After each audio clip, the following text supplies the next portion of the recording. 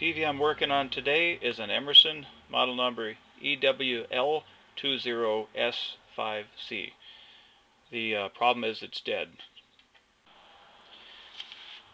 This TV was actually pretty easy to fix. What I found was a shorted diode on the secondary side of the switch mode power supply. The location number was D631.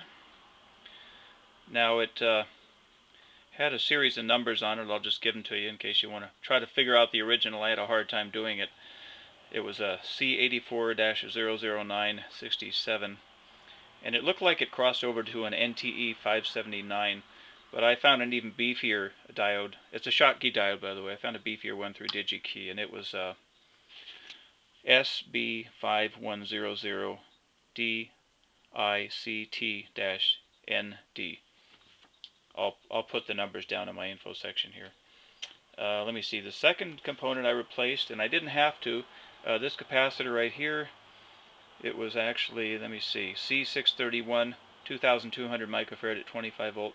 Now the reason I went ahead and replaced that was because this diode feeds right into this capacitor here, and it filters it out, smooths out the ripple.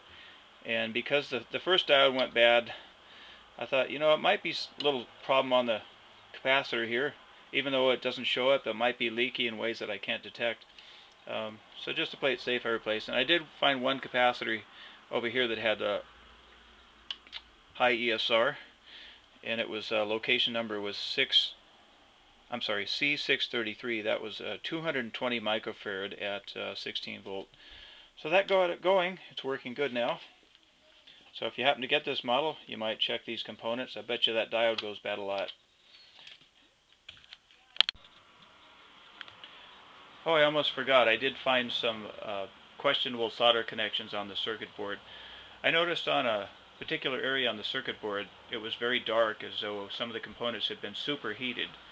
And the components checked okay. It was right around the area of some very small resistors. So for what it's worth, just make sure there aren't any bad solder connections on the board too.